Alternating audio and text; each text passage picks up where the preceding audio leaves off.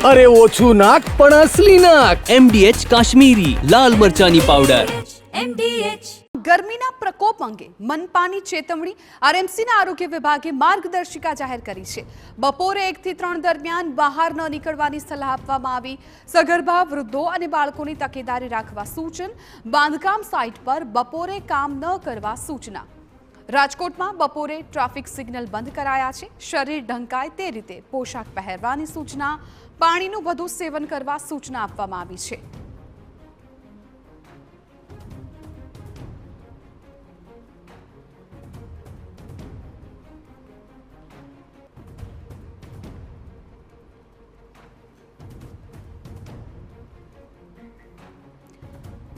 તો રાજકોટમાં જે પ્રકારે ગરમીનો પ્રકોપ વધી રહ્યો છે અને છેલ્લા 133 વર્ષની આ રેકોર્ડ બ્રેક ગરમી એપ્રિલમાં જોવા મળી હતી, ત્યારે હવે મેની શરૂઆતમાં પણ ગરમીના પ્રકોપ અંગે મનપાની ચેતવણી છે। આરએમસીએ એક માર્ગદર્શિકા જાહેર કરી છે।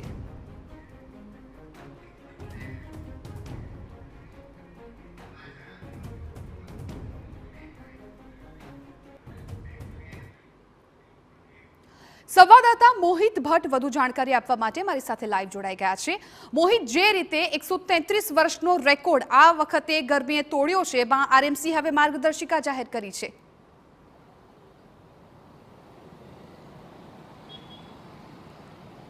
સ્પષ્ટપણે 133 વર્ષનો રેકોર્ડ છે તે તૂટ્યો છે, કારણ કે એપ્રિલ મહિનામાં જે અત્યાર સુધીનું સર્વાધિક એટલે કે 46.4 ડિગ્રી તાપમાન છે તે રાજકોટ શહેરમાં નોંધાયું હતું।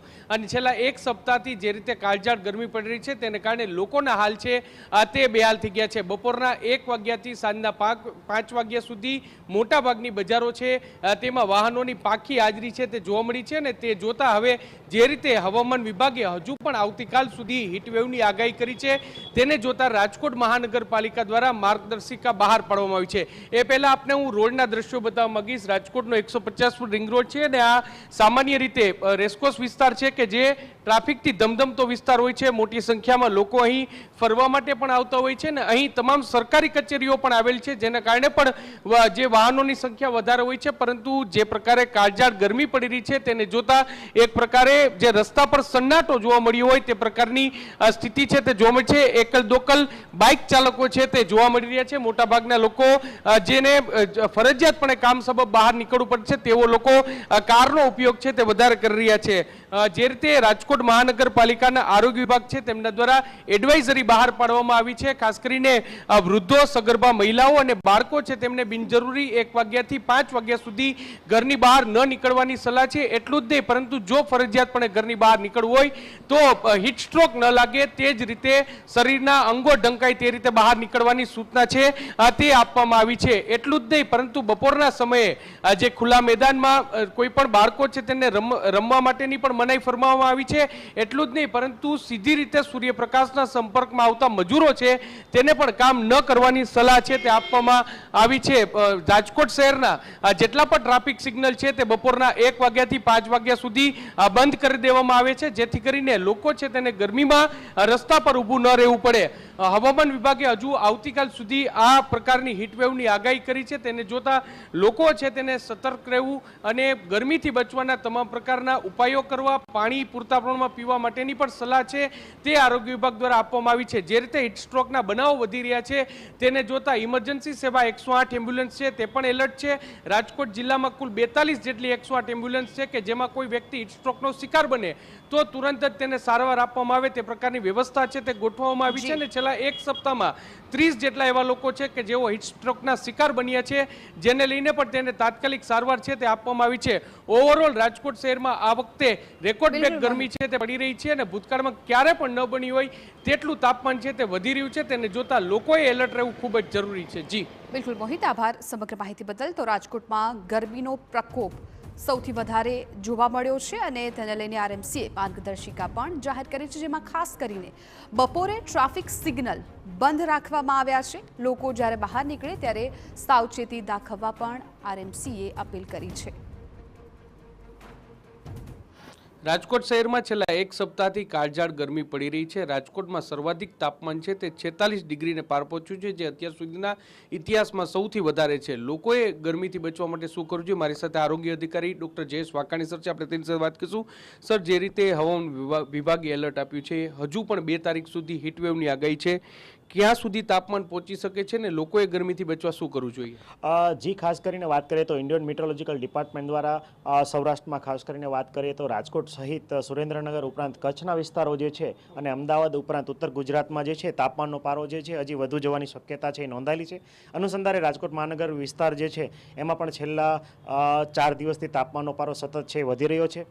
ગઈકાલે ને એના પૂર્વ દિવસે પણ તાપમાન જે છે 46 ડિગ્રી સુધી પહોંચી ગયું હતું અને લોકોએ અત્યંત ગરમી જે છે સહન કરવી પડી રહી હતી. તો એના અનુસંધાને ખાસ કરીને રાજકોટ મહાનગરપાલિકાની આરોગ્ય શાખા ઉપરાંત અન્ય ડિપાર્ટમેન્ટો સાથે સંકલન જે કરીને એક એડવાઇઝરી પ્રસિદ્ધ કરવામાં આવી છે. ખાસ કરીને વાત કરીએ તો રાજકોટ મહાનગરપાલિકા જે છે એ લોકોને બપોરના સમયે પીક અવર્સ એટલે કે બપોરે 1 થી 3ના સમયમાં જે છે બહાર ના નીકળવા માટે અપીલ કરી રહ્યું છે. આ ઉપરાંત મંગળવારની આપણી જે આરોગ્યની એડવાઇઝરી છે એમાં પણ લોકોને આ અંગે માર્ગદર્શન આપવામાં આવ્યું છે. ખાસ કરીને હીટ રિલેટેડ ઇલનેસ એટલે કે ગરમીમાં બહાર નીકળવાથી લૂ લાગવાના લક્ષણો લોકોને શું કહી શકાય અને એના તકેદારીના પગલાં શું લેવા જોઈએ, લોકોએ ઘરગથ્થુ ઉપચારો શું કરવા જોઈએ વગેરેની માહિતી જે છે આપવામાં આવી હતી. ખાસ કરી લોકો માહિતગાર થાય ને લોકો જે છે આગામી વેકેશનના દિવસો આવી રહ્યા છે અને ખાસ કરીને લોકો ના સાથે બાળકો જે છે બહારની આઉટડોર એક્ટિવિટી માટે જોડાયેલા હોય અથવા જતા હોય તો ગરમીની લૂ લાગવાની શક્યતા છે વધી રહી છે. તો એના અનુસંધાને લોકોને માહિતગાર કરવામાં આવી રહ્યા છે. લોકોએ શું તકેદારી રાખવી? તો લોકોએ ખાસ કરીને બપોરના સમયે પીક અવર્સ દરમિયાન બહાર જવાનું ટાળવું જોઈએ. આ ઉપરાંત બપોરના સમયે જે આપણા ટ્રાફિક સિગ્નલ જે છે હાલ જે છે એ મુલતવી રાખવામાં આવી રહ્યા છે અને એમાં પૂરેપૂરો ટ્રાફિક શાખાનો સહયોગ પણ મળી રહ્યો છે. આ ઉપરાંત જે છે આગામી દિવસોમાં અત્યારે જે છે આપણા વિવિધ પ્રકારના એનજીઓ સાથે સંકલન કરીને પાણીના પરબ અને છાસના વિતરણની પણ વ્યવસ્થા જે છે એ વિવિધ પ્રકારના એનજીઓ સાથે સંકલન કરીને કરવામાં આવી છે. આ ઉપરાંત રાજકોટ મહાનગરપાલિકાના વિવિધ પ્રકારના જે વિવિધ બસ સ્ટોપ જે છે ઉપરાંત જે સિટી બસ જે છે એની અંદર ORS અને સાથે સાથે પીવાનું ઠંડુ પાણીની વ્યવસ્થા જે પણ ઊભી કરવામાં આવી છે. ખાસ કરીને લોકો જે છે એ બહાર નીકળવાનું ફરજિયાત થાય તો ટોપી, મફલર, રૂમાલ અથવા ભીનો રૂમાલ કે ગોગલ્સ, સનગ્લાસ વગેરેનો ઉપયોગ કરીને બહાર નીકળે. બની શકે તો ફૂટવેરનો જે છે સંપૂર્ણ ફૂટવેર એટલે કે શૂઝનો પ્રયોગ કરીને બહાર જે છે બાઇક ઉપર બહાર નીકળવું જોઈએ. અનનેસેસરી બહાર જવાનું ટાળવું જોઈએ. બની શકે તો જે સગર્ભા બહેનો છે, ધાત્રી બહેનો છે, જે લોકો ફીડિંગ કરાવી રહ્યા છે, આ ઉપરાંત ઘણા લોકો જે છે કે ઘણા લાંબા સમયની બીમારીથી ત્રસ્ત છે અથવા પીડિત છે તો તે લોકોએ ખાસ જે છે આ ઉનાળાના દિવસો દરમિયાન તકેદારી રાખવાની છે. ખાસ કરીને જે લોકોને હૃદયરોગની ગંભીર બીમારીથી પીડિત છે અને લાંબા સમયથી દવાઓ ચાલુ છે કે કેમોથેરાપીની દવાઓ ચાલુ છે એમણે પણ ખૂબ તકેદારી રાખવી છે. વ્યક્તિએ દિવસમાં ઓછામાં ઓછું દર કલાકે 1.5 થી 2 ગ્લાસ જેટલું પાણી જે છે આ ઉનાળાના દિવસો દરમિયાન અથવા ગરમીના દિવસો વધે દરમિયાન પીવું જોઈએ. સર, હીટ સ્ટ્રોક જે રીતે જોવા મળી રહ્યો છે, હીટવેવ જોવા મળી છે, તેને કારણે રોગચાળામાં પણ વધારો થયો છે. કયા પ્રકારના રોગચાળામાં વધારો થયો છે? કેટલો રોગચાળો છે? જી, ખાસ કરીને વાત કરીએ તો રાજકોટ મહાનગરપાલિકાની આરોગ્ય શાખા જે છે એ વધતા રોગચાળા બાબતે પણ ચિંતિત છે. ખાસ કરીને અત્યારે ઉનાળાના દિવસો ચાલી રહ્યા છે અને ઉનાળાના દિવસોમાં જે પાણી જે છે ઘણી જગ્યાએથી ડીઆઈ પાઇપલાઇન ફિટ થવાથી ક્લોરિનેશન યુક્ત પાણી વધારે ઉપલબ્ધ કરવા માટે કોર્પોરેશન કટિબદ્ધ છે. છતાં ઘણી વખત કન્ટામિનેશન એટલે કે પાણી જે છે ગંદુ આવવાની સમસ્યા અથવા ફરિયાદો આવતી અનુસંધાને તાત્કાલિક જે છે આ બધી લાઈનો રિપેર કરવાની જે તે કન્સર્ન સિટી એન્જિનિયર અને ઝોનલ એન્જિનિયર સાહેબોને સૂચના આપવામાં આવે છે. આ ઉપરાંત જોવા જઈએ તો હાલ જે છે પાણીજન્ય રોગચાળો એમાં પણ જોવા જઈએ તો ટાઇફોઇડ જે છે અથવા કમળો જે છે એના કેસો જે છે આવી રહ્યા છે. આ ઉપરાંત ઝાડા ઉલટીના કેસો પણ વધી રહ્યા છે. ખાસ કરીને એ બાબતે લોકો જે છે એ બહારના ઠંડા પીણા, ઠંડા શરબત ઉપરાંત જોવા જઈએ તો બરફની વિવિધ આઇટમો જે છે એનું ગ્રહણ કરતા હોય છે. આ ઉપરાંત ઉનાળાના દિવસોમાં કોઈ પણ પ્રકારનો ખોરાક જે છે એ સંગ્રહિત ખોરાક જે છે બગડવાની શક્યતા છે વધારે રહી છે. ખાસ કરીને દૂધ અને દૂધની આઇટમ જે છે અને અન્ય પેરિઝેબલ આઇટમો જે છે બગડવાની શક્યતા વધારે હોય છે અને જેના ગ્રહણને કારણે ઝાડા ઉલટી અને પેટના રોગો ઉપરાંત જોવા જઈએ તો ટાઇફોઇડ અને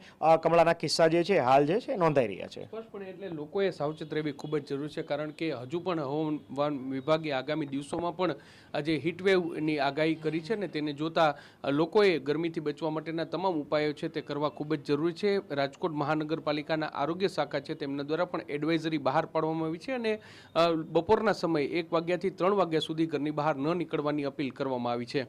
કેમેરા પર્સન ભાવેશ લશ્કરી સાથે મોહિત ભટ્ટ, TV9 રાજકોટ.